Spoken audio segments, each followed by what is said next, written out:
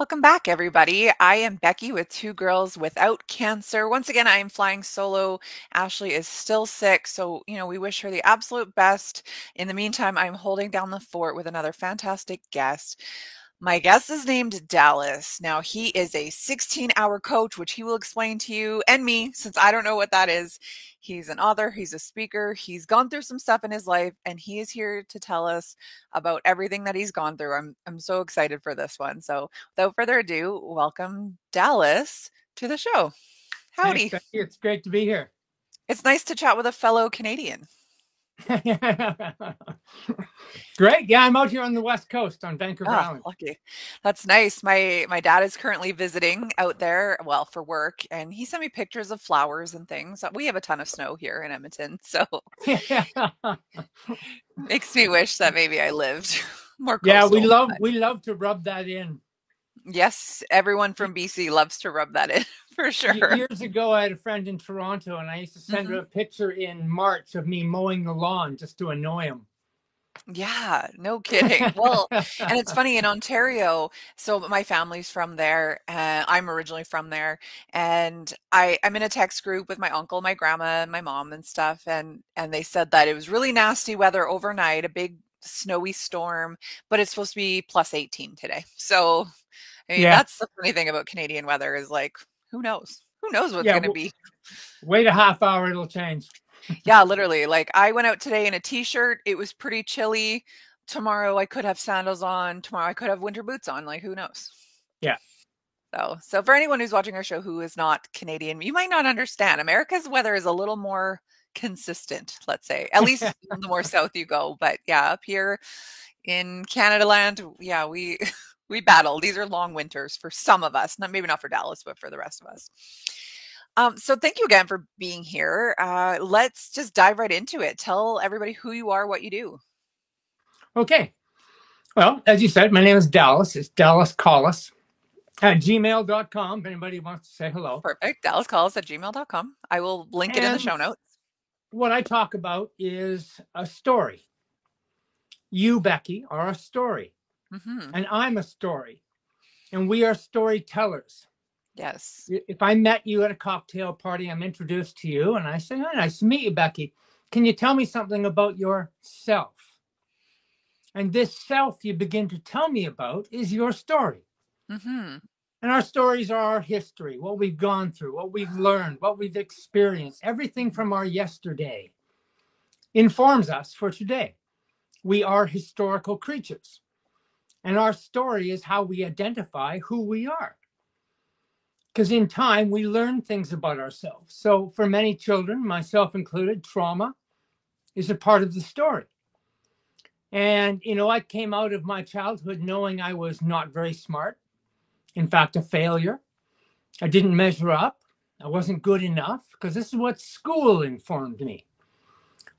Boy Scouts and church groups and bullies informed me that I was a dummy Mm. and beat me up and beat me down. And so we call this emotional baggage. And it Yes. becomes part of our story that we drag with us. And we identify as the person who's gone through those experiences. Hmm. So for years, we all have these pains with us. Some of us put on better masks and don't let them hurt themselves as much. But we all start with our first addiction. And our first addiction every human being goes to is called blame. Mm. So I blame school. I blame these bad Yes. people. I blame Boy Scouts. I blame the church for me being hurt. And in that blame, I'm safe somehow because I'm not at fault. Someone did this to me. Right. And so I never have to take real responsibility for my life. Of course. So this is a very common story for most Yes. people. We are Yes. almost all the same in this boat. And if the blame doesn't work well enough for long enough, and you have enough pain, you search for a new medication to take the pain away. Hmm. Blame doesn't work, so I tried alcohol. Well, alcohol is wonderful. I'm out partying, having fun. My friends are having fun. Everybody's drinking. Everybody's happy. There's no pain. Well, this is a great, great medicine. But then over time, of course, that medicine became an addiction. Mm-hmm. And then that medicine isn't strong enough. So I had to add more drugs to it because I had too much pain that I was trying to stay away from. And over time, the body begins to get upset. And the mind expresses itself in the body. And for some people, it's obesity. Yep. For some people, it's heart disease. Yep. For some people, like me, it first expressed itself in depression. I Okay. woke up one morning and it was just this emptiness.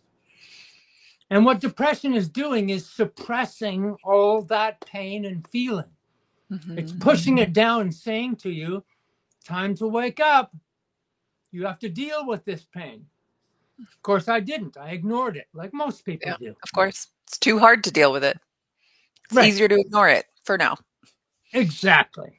And Mm-hmm. we all do that and just sort of crawl along, keep going in life. Well, this is what life is. It's hard, you know. You just got Yeah. to grind at it. So then I finally got lucky. One day I woke up one morning with cancer. Absolutely the best day of my life. Okay. And in the next 12 months, exactly 12 months, 4 months into the pandemic, Mm. I went through surgery and then treatment and then came home and my wife left and I lost my house and I lost my business and I lost my family. Oh And in boy. 12 months to the day of getting cancer, I'm now alone in a basement suite, suicidal and alcoholic. Oh my gosh. The greatest year of my life. Absolutely fabulous. Yeah. Now, each one of those things that happened, each one individually was terrible, was Yes. horrifying, was incredibly painful. But when I put it together in 1 year of life collapse, as I call it, Mm-hmm. it brings you to a place that few people will know. When you get close to suicide, you are at a place that you cannot articulate because it is the edge of life Right. where you either get up or you end. Mm-hmm. And few people get that choice. You know, most of us die when we die, Right. and it's at the end. But this is a choice end. Mm-hmm. And so something magical can happen, and I believe that's what happened to me, Mm-hmm. is that door opening, the lights coming on, and saying, whoa, you just went through all that and it didn't kill you. You have Yes. something to do. Right? I love that. So I got lucky again in that just a few months later, as I'm struggling with finally ending alcohol, Mm-hmm. deciding I'm going to live, I've got something to do. I'm listening to a podcast in the background while I'm preparing dinner. And the podcast was about consciousness. Mm-hmm.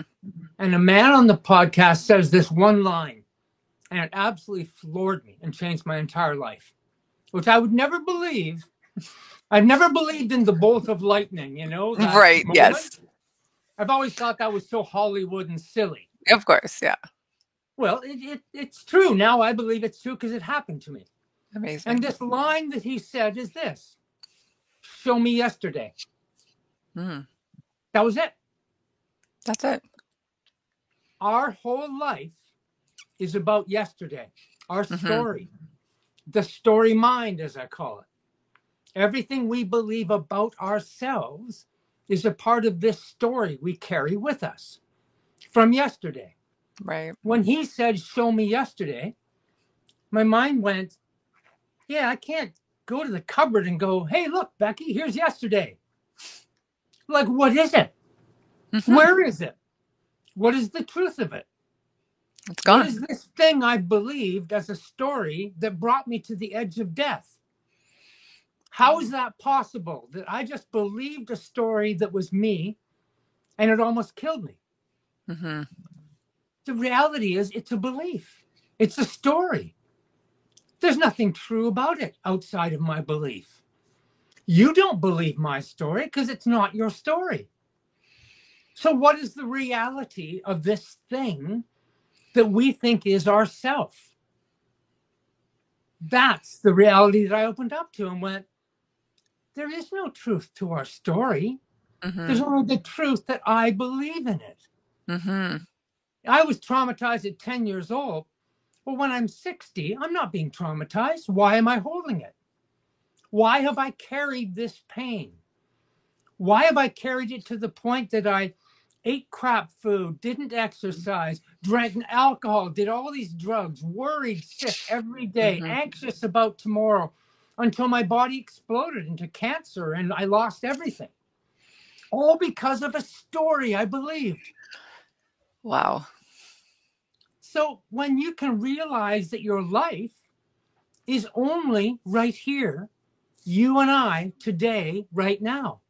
It doesn't exist yesterday, it's gone. It doesn't exist tomorrow, it never arrives. We are only right here.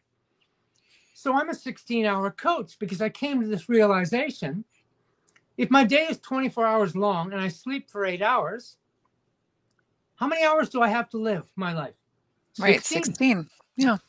That's the only time you will ever live your life is for 16 hours. Because when it's gone, it's yesterday. It's gone.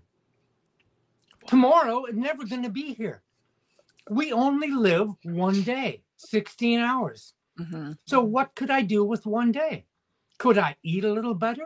Yeah, I could do that. Could I go for a walk and do something for exercise? Yeah, I could do that in one Absolutely. day. Yeah.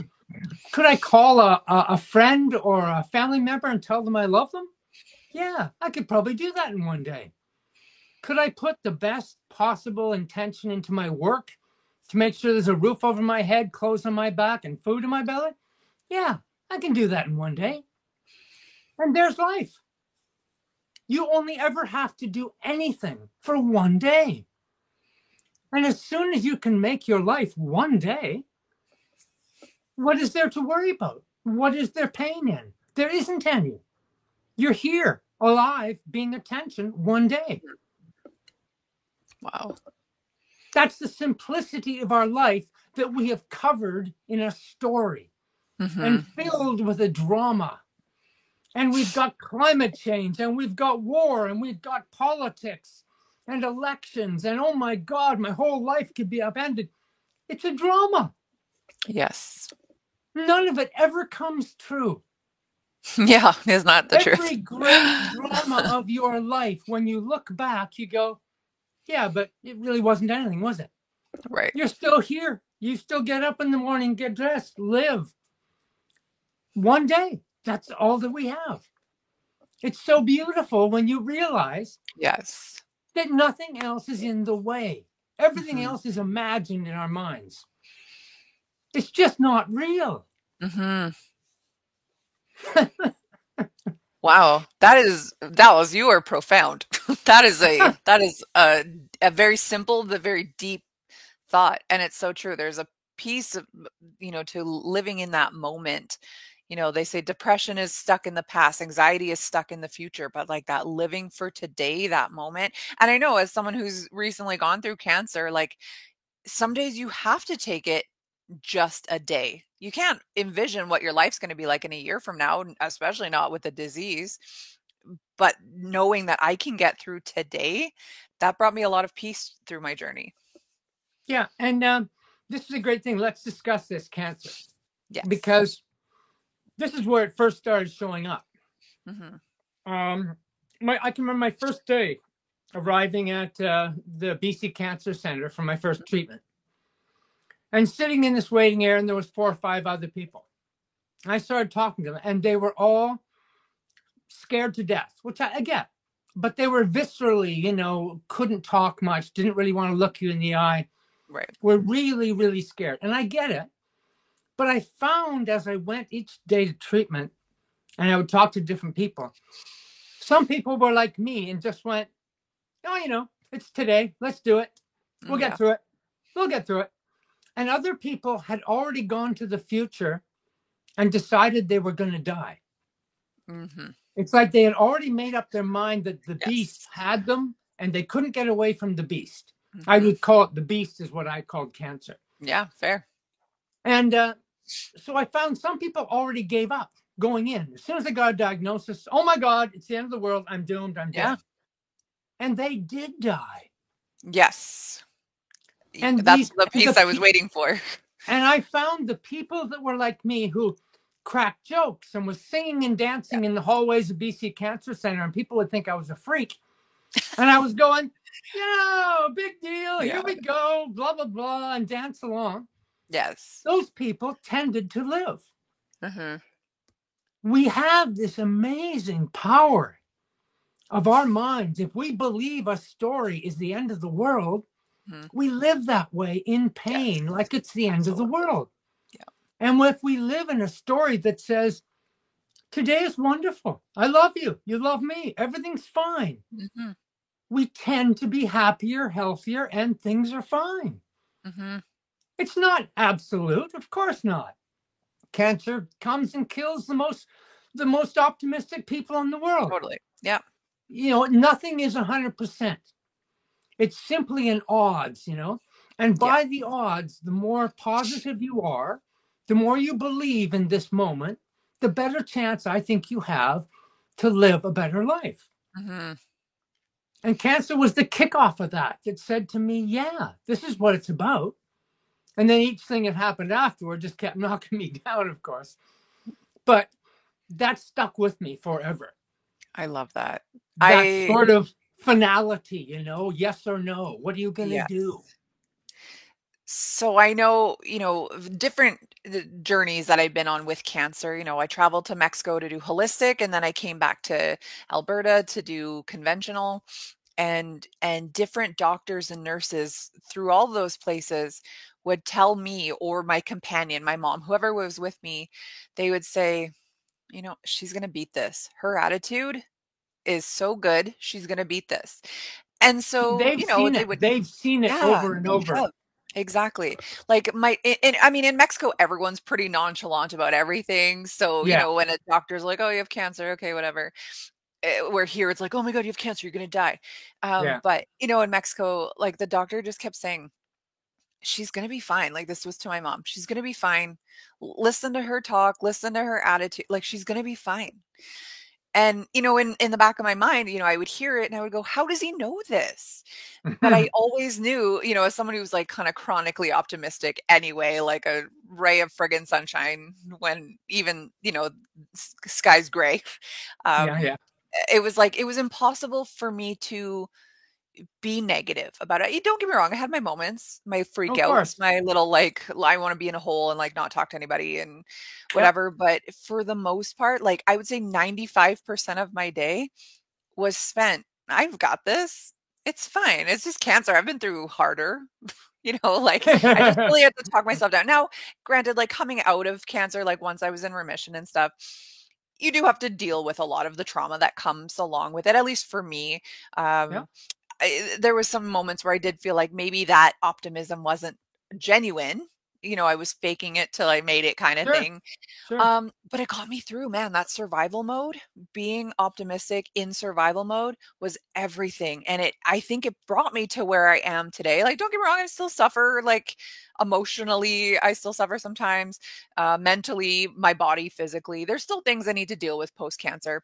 However, I had a very aggressive cancer and I was stage 3 as a young person and I beat it really fast, Under a year I was in remission. So it's like I don't know, I really believe that my mindset, my optimism had so much to do with it.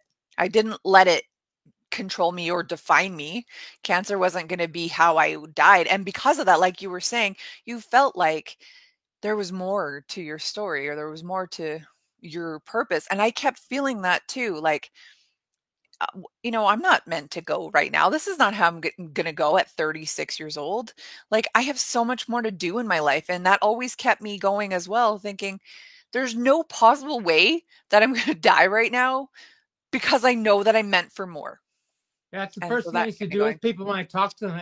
I would say, plan what you're going to do when Yes. this is done. Hmm. Treat it that way. Yeah. You know what I mean?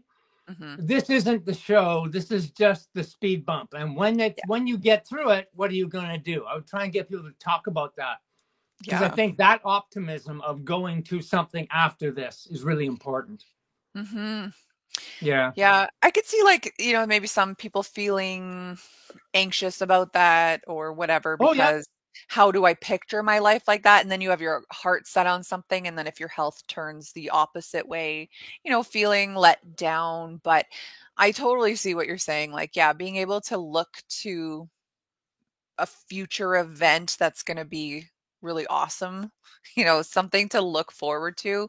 That I do think that's helpful for sure. I don't want to just think, oh, in 1 year from now, I'm still going to hurt. I'm still going to be tired all the time. I'm still going to have brain fog. Exactly. Like, I mean, because really it's kind of a self-fulfilling prophecy too. Like if you're talking that negativity into your life, if you're putting it out there into the universe, whatever, your body hears it.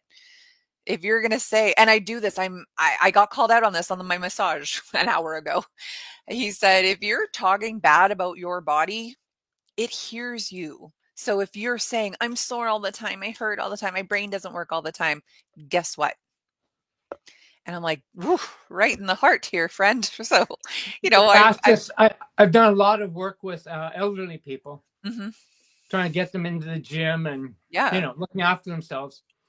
And I have found that the fastest people who decline after about 65 years of mhm, age, they're the people who start saying little things like, oh yeah, I'm getting old. Oh, they start pointing themselves out that they're getting old, mhm, and mhm. their mind starts going, yep, you're getting old. And it leads Yeah, them down the path to yeah. declining faster, It's because almost they like you're re putting a curse into yeah, your body. You're speaking it over you. That's why I do not accept a prognosis. Don't tell me I have a year to live. No, absolutely not. You don't curse me. Like Ashley, my co-host who's not here, she was told when the cancer comes back, not if, when the cancer comes back, you have right. 6 months to 15 years. I mean, that's pretty general, but they put that curse on her and she came over and she was in tears. I'm going to die. And I was like, no, we don't accept that. Mm-mm. Yeah. Yeah. And that's a part of this whole storytelling and story Mm, believing. That's the mhm. whole point of this, is we create beliefs in our mind, and they are the truth for us Yes. as soon as we believe it. And Yeah. to our whole life is a part of that story. Mhm. I always say to people, if I can find the finish line for all of us, and I don't mean death, I mean, what do we all want out of life? Mhm. Every human being wants the exact same thing. We just want to be healthy and happy. Really, yeah. You look at your children, you'll say, does he want to be a doctor or I don't care, as As long as long as my he's child happy. is healthy and Yeah, happy. totally. We all want the same thing, to be happy. Mhm. So I say to people, then what are you waiting for? Yeah, Like, really. I just found the purpose of every human being. Our purpose is to be happy.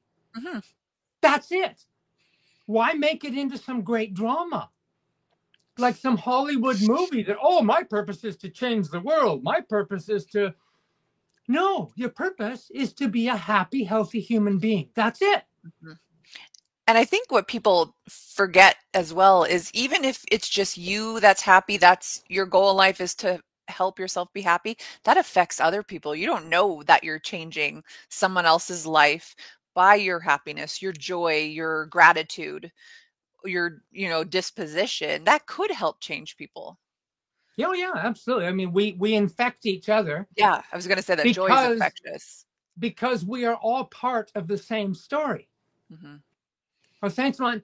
Look at every Hollywood movie that's ever been made. They follow a formula. It's called the hero's journey. Right.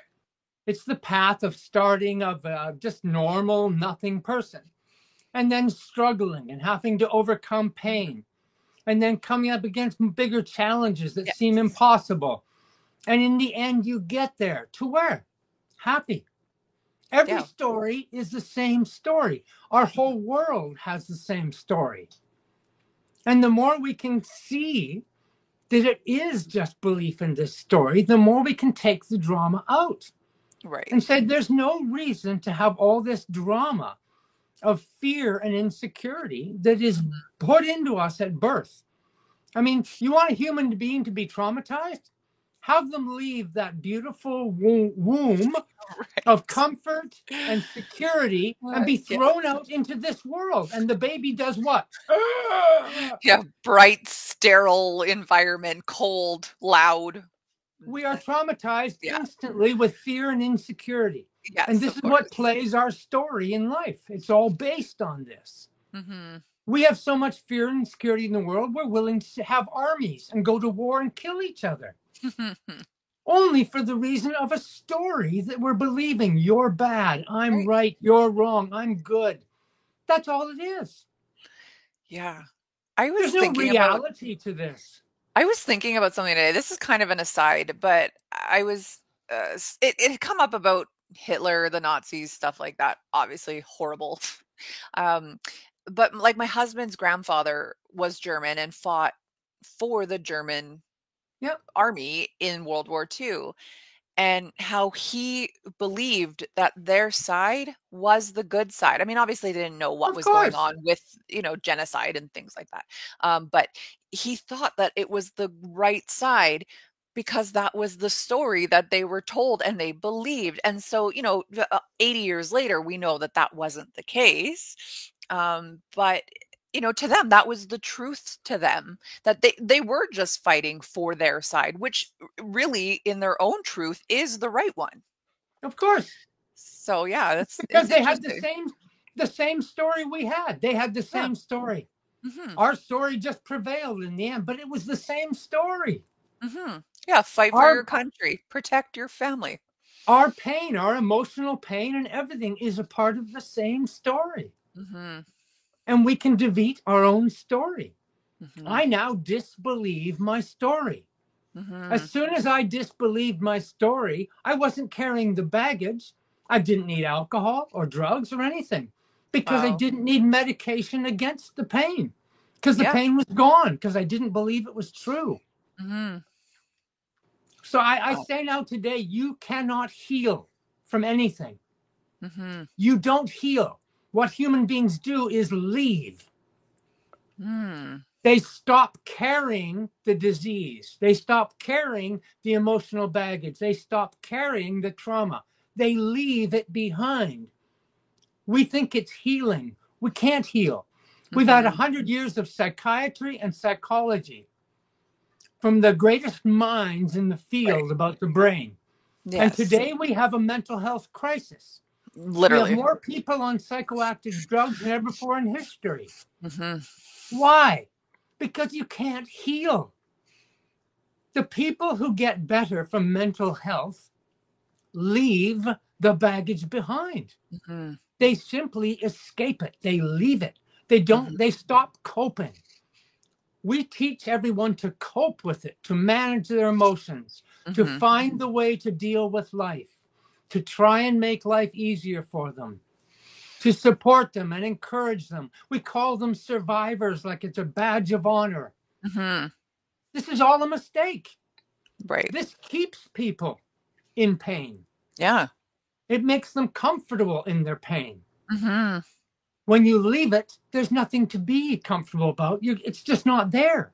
Mhm. That's the Wow. story. That's the believing or disbelieving of Right. yesterday. What is behind you? Yeah. I struggle with people who say, "I will never forgive that person," or "I can forgive, Right. but I'll never forget." Why? Why wouldn't you wanna do both? Let it Exactly. go and move on. Why does that need to hold on to you? Because you may forgive them, let's say, quote, unquote, "You forgive them," but if you're continuing to hold on to the memory, you really haven't moved on. That's the first addiction we talked about. That's Yeah. blame. Blame. Yeah, because it's That's somebody else. Yeah.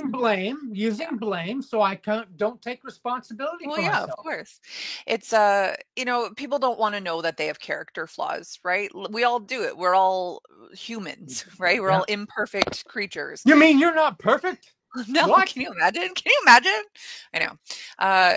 But yeah, we don't want to know that we have a character flaw. And I think this is why so many people stray away from self-work.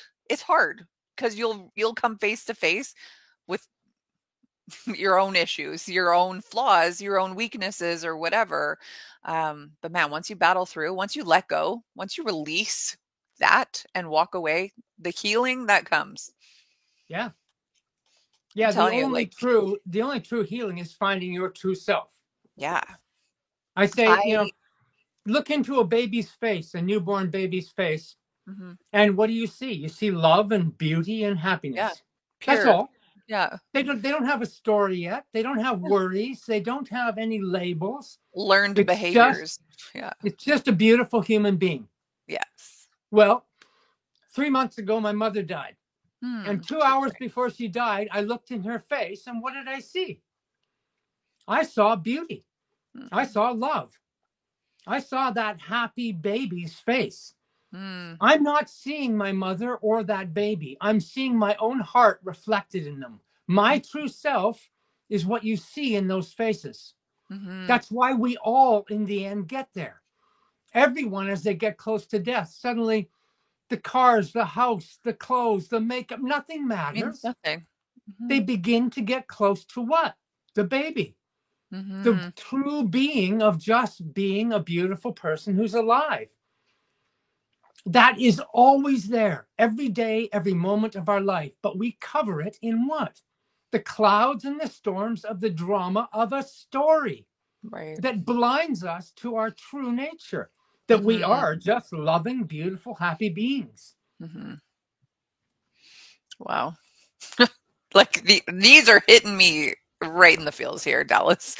Like Good. this is it, it just it speaks to me because like what you were saying is, you decided like, can I go for a walk today? Yes. Can I eat better today? Yes. Can I tell someone I love them? Yes.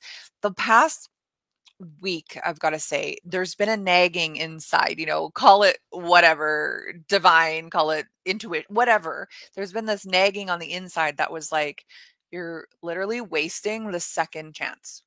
You need to go to the gym. You need to not stop for fast food. You need to, for me, like I'm such an emotional eater, Right. dealing with trauma, it's like I'm back to eating, right? And Yeah. it's like, you don't need to do that. You need to be better. So the fact that today is today and I get to talk to you, it's like all part of this like little divine plan here, I think, to just continue motivating. Even if I'm the only person who's motivated by this podcast, which I don't believe that's the case, but like, it's like it's exactly what I needed to hear today. So I'll give you some steps that I took because I Mhm. was there. Yeah. So one of the first things I did, I covered my fridge in the same sticky note. It just said, "What's going into your mouth?" Mm, So that when I got to the fridge, there were 50 sticky notes all over it saying the same thing. It would wake mhm. me up. And I Right. wouldn't I wouldn't eat out of trauma, out of pain. I would Yeah. eat out of thinking first. Hmm. So I made a better choice. On the bottom of my TV beside me here is a sticky note I still, see that. Yeah. and it says, "Get off your ass." I love it. It's the TV looking at me and talking to me saying, "I Yeah. see you sitting there staring at me. Get up, do something." Hmm. So all over my house, I put sticky notes that were there to try and wake me up because we spend 70, 80% of our time almost subconsciously going through habits and routines without thinking about it, without Hmm. really being awake and paying attention. It's the story you drive home at the end of work one day. You're dead Hmm. tired. You come into the house, you slap your keys down on the counter, and the sound of the keys hitting the counter wakes you up. And the first thing your mind does is it goes, "I don't even remember driving home. Yeah. How did I get I here? don't remember one turn or one traffic light. How can that be?" Crazy. I've had that. That's This is the thing, that we are sleepwalkers for so much Yeah. of our life. And so trauma is allowed to be fed Yeah. because we go to the medication, whether it's food or the TV screen or pornography or Mhm. even working out for some people. Yeah. Anything can be an addiction that feeds the trauma to try Yeah. and take pain away. So true. Only if you're awake, then it's not there. Because your Mhm. mind can't go into memory or imagination of tomorrow if you're Mhm. paying attention. Mhm. So the more you pay attention, the sticky notes were pay attention. Stay awake. Mhm. Don't go off daydreaming into all these places that give you pain and upset and anxiety and everything, because they all come from when you're sleepwalking. Mhm. They don't come when you're awake and paying attention. Right. I was chatting with our last episode was with a lady who helps with weight loss, and her and I were talking about basically this, like if you don't deal with what that addiction is in the first place, you're just going to transfer it. You may kick the habit, but it's going to go to something else if you don't Yeah. deal with that root or at least leave that root. And we were saying, like, I was an eater. I was in a very toxic marriage. I would emotionally eat. And it was like me Right. driving to Wendy's was the only thing I could control to the point where it was out of control. And I would Yeah. get that first bite and my heart would be pounding. And it was like a drug fix. It was literally like I Yes. had to kick Wendy's. And then when I had weight loss surgery and I dropped 75 pounds really fast, looked great, felt great, left my husband. And now I was like, I've got it all together. I don't need to, I couldn't eat. I physically couldn't. But guess what? I had to start Yeah. finding other things. You know what I did? I sought attention of men. That was my drug. I Yeah. needed male attention. I didn't care if you were married. Like I It's needed male attention. medication. Yeah, it Medication. was. And now that I'm, married again to somebody else, I've started eating again. And it's like, why haven't I dealt with any of the trauma? And so like post treatment for me, I did some very intense counseling, with my insurance company and through the cancer center. I did two different therapists, and we uncovered a lot, man. Stuff like I've been divorced for 10 years, like stuff I didn't even know existed or that I was holding on to. And for about a 2-3 month period, there was a lot of PTSD linked to that, a lot of trauma that I hid either in Wendy's or male attention that I never even thought about. And Yeah. it came out in these 3 months, just in the fall that just passed. And it was awful. It was almost debilitating. And I've never felt low in my life. Like I said, I'm chronically positive. And this was the first time probably ever in 38 years that I felt like a bag of garbage. Like I felt like I wanted to stay in a dark room. I became introverted all of a sudden, which I'm not. Yeah. I lost confidence to talk to people. And Hiding. now, Hiding. yeah, hiding because I felt like, oh my gosh, like I'm this vulnerable, true self now. But you know what? As quick as it came on, it disappeared.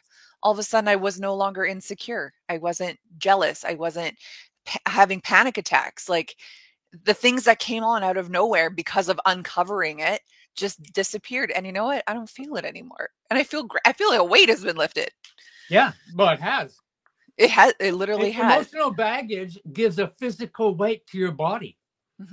Oh, does It it ever? tires people out. It Yeah, exhausts them by carrying those bags. it is That's exhausting. that's a great moment you said about Wendy's, because I can envision you driving into Wendy's with a voice in your head going, Becky, don't go in there.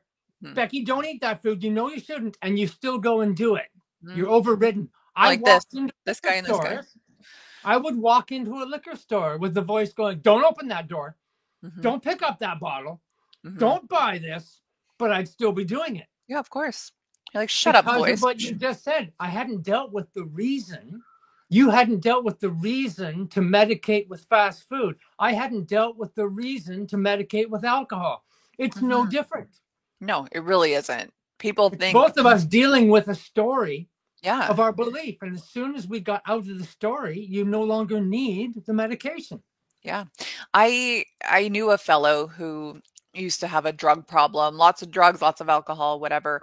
Kicked it, became sober, great, amazing. All of a sudden, I'm in that gym 4 hours a day. Like I need to work out all day, every day. I can't eat any carbs. Like I have to be this. And then it morphed into like this sex addiction. And it was like, you need to You've never leave dealt with that. behind. No, and it was like, yeah, you're making healthy choices. Great. You're exercising and eating well. That's awesome. However, it's become like an obsession, like an addiction, right? It is an addiction. And so yeah, and until you're really ready to leave that behind, and again, when people say I'll never forgive, I'll never get over it, okay, then you're never going to, like literally. Yeah, You're you just literally told me setting you yourself don't up. want to.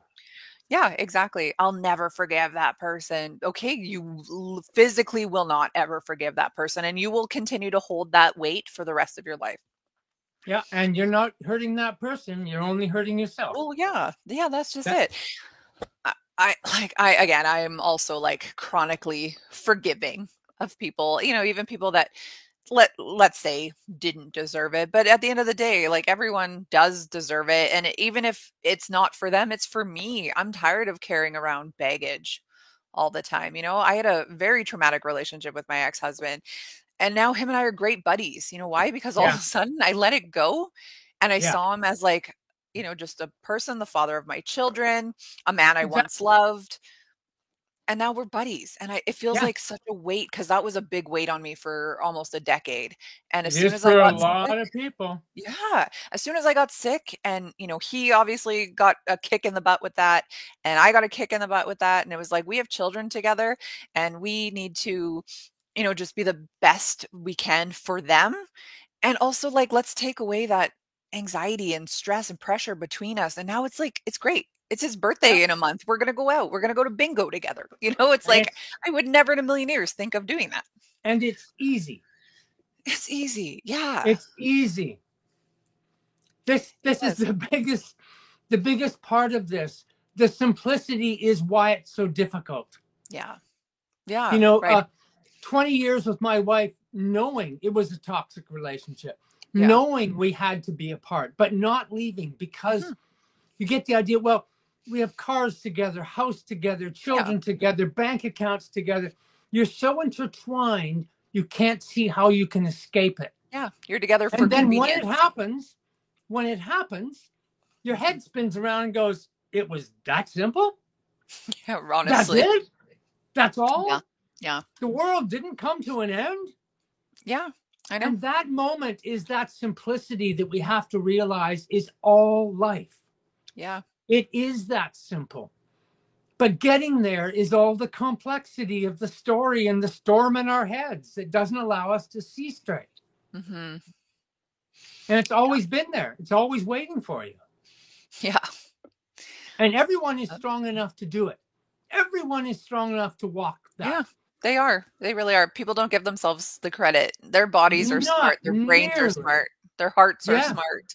Your body is literally perfect. You just need Yes. to give it the tools to be perfect. It's Right. physiologically, psychologically, emotionally, like you just need to give it the proper tools to do its job. I said to people, there's nowhere to get to. There's nothing to achieve. There's no goal to reach. You're here. This Mhm. is it. You won. You're just not allowing yourself to take the winnings of this day. That's why I Mhm. called the book The Gift is the Present. Mhm. The gift is the day, this Yeah. one day we have, this 16 hours to just live life the way you need to live it for one Mhm. day. Yeah. Don't put the pressure of a whole lifetime. It's one day. I think having had been sick, as any person, but for me, I only know my story, but as a young person with young kids, whatever, um, there was a real moment, and even still, I have to like really get myself out of that moment. But there was a space there where it was like, woe is me. I am a Yes, victim, that blame, like you were saying, this happened absolutely. to me. And then it was like, not that I want to like take my blame for it, like, oh, I should have eaten better. Oh, I should have dealt with my traumas or whatever. But I did have to come to that realization at some point too. Hey, maybe you should have dealt with some traumas. Maybe you shouldn't have just buried it. You didn't need to be tough in front of people. You could have been emotional in front of people. Well, It was, you may have noticed the cancer societies, especially in the States, have been that the biggest cause of cancer is genetic. yeah. This has been a belief for many, many years. Hmm. It's beginning to go away because the Yeah. truth is showing up that it's It's epigenetic. epigenetics, 100%. This is It the is our fourth time lifestyle. So I've talked about epigenetics. I said to people from the beginning, well, I gave myself cancer. And they would be like, what are you, crazy?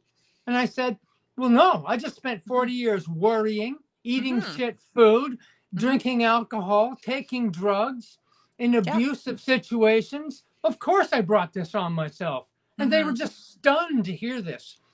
But now all science is going straight there and realizing that is it. Yeah. Like I'm telling you, this is the fourth time in 2 days that I've talked about epigenetics with somebody.